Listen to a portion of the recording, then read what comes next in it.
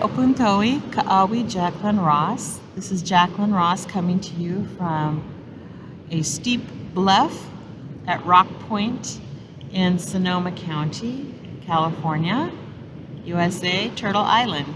And we're in the traditional homeland of my folks, the Southern Pomo and the Coast Miwok people.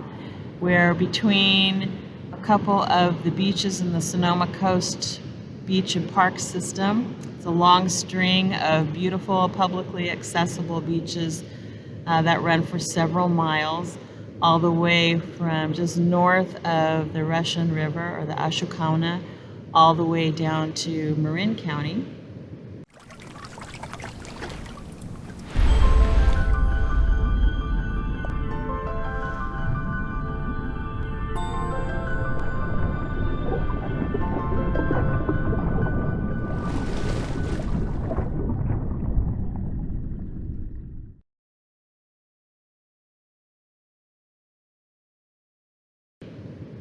And this is a beautiful area. We're enjoying really quite an extraordinary warm winter day over here. So you will see some cars up on the highway as people are trying to catch the sun before we go into maybe our next storms and our rainy systems. I had such extraordinary childhood over here, coming to visit my great aunts and uncles who came and took me down to these beaches and taught me how to hunt and fish for seafood. We do eat a lot of different things in our food shed, a lot of terrestrial species as well. So we're also venison eaters, elk eaters, acorn eaters, lots of different beautiful herbs and plants that come from nature out on the land, mushrooms, other kinds of fungi, and so forth. But the ocean traditions are just so rich over here because we're in an area of extraordinary natural biodiversity. And just south and west of here, offshore, are the Cordell Banks, which are one of the U.S. National Marine Sanctuary areas. It's over 1,200 acres of just extraordinary life under the water.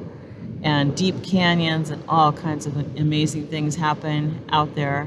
So it's worth studying and getting interested in if you're not familiar with the Cordell Banks. We're up there, up a ways from that area right now. You could think of us maybe an hour or so north of the northern tip of the Golden Gate Bridge in the San Francisco area.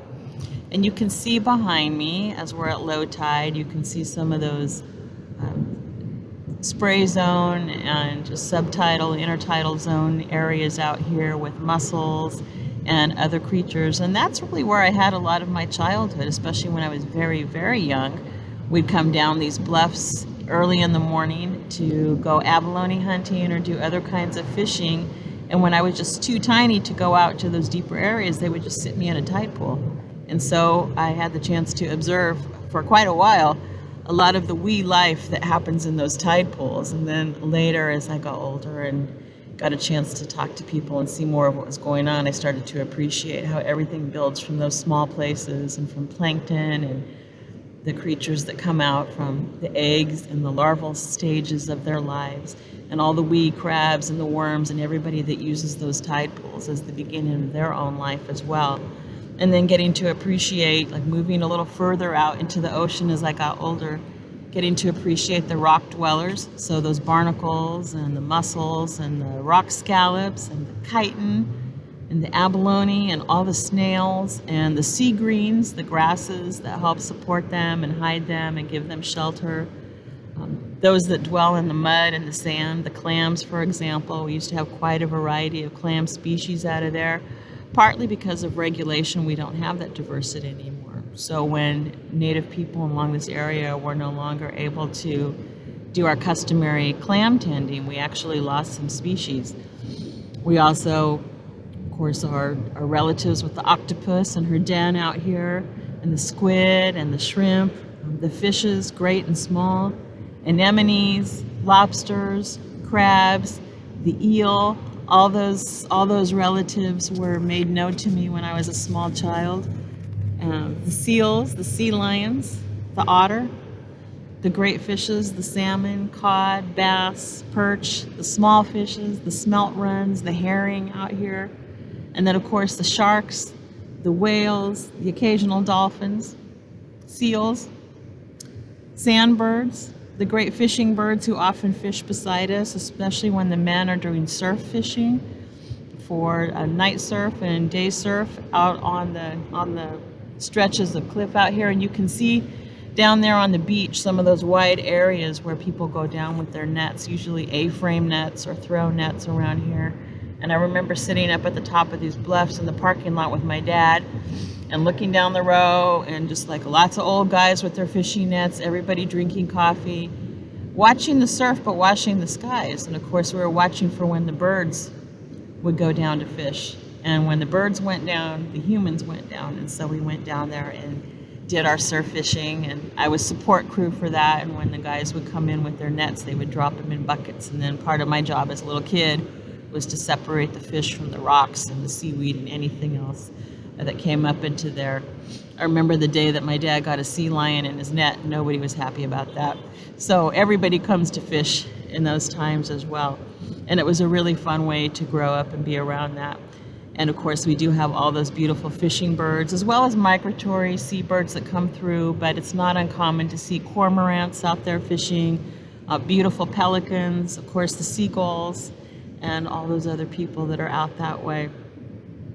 We do have lots of issues that are happening in this area. I've seen even in my life lots of changes, a huge diminishing of abalone, explosions of sea urchin, and they change the habitat that abalone need to live on. We've seen algae blooms that are unexpected. We've seen warmer waters. We've seen die-offs that happen with abalone when the oxygenation in the water changes. We see lots of things come down the rivers in floods, lots of human debris and things that folks toss out that come down. And so part of what happens along the coast here annually is a great coastal cleanup.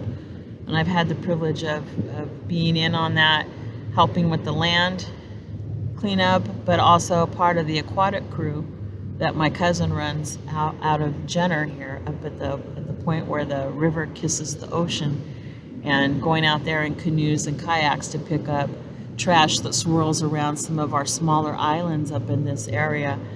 So we have some of those issues as well. And then we have concerns about agricultural runoff, competition for water and land between natural species and livestock species, and regulatory conflict as well. So there's a lot of work to be done over here, but also wonderful sea and fishing traditions that need to be preserved and need to be brought back and restored. So I'm looking at, and part of my work is making space for natives of all kinds to return. And I hope that maybe by the time that I'm an old person, we'll have some of those clam beds in better shape than they are now. One thing that you don't see off the coast that you should be seeing are the bobbing heads of bull kelp. And the kelp forest have been greatly diminished in this area. Normally, like years and years ago, you would see a band of green kelp all down in this area where you're seeing the surf come in just offshore there, and that provides so much habitat for a lot of different species, including abalone, including some different kinds of fish and other creatures. So we have a lot of work to be done. But if you haven't been to this part of the world, I hope you'll consider coming and bringing your natural reverence and natural respect for this beautiful area. I'd appreciate personally if you brought a little bag with you, so if you see any trash or things that you could pick up, you help us clean up this coastline, because that's something that needs to happen every day. So thanks for spending some time with me today. I greatly appreciate that. And I'll look forward to talking with you more in the Terra Madre and slow fish and slow food discussions. Thank you.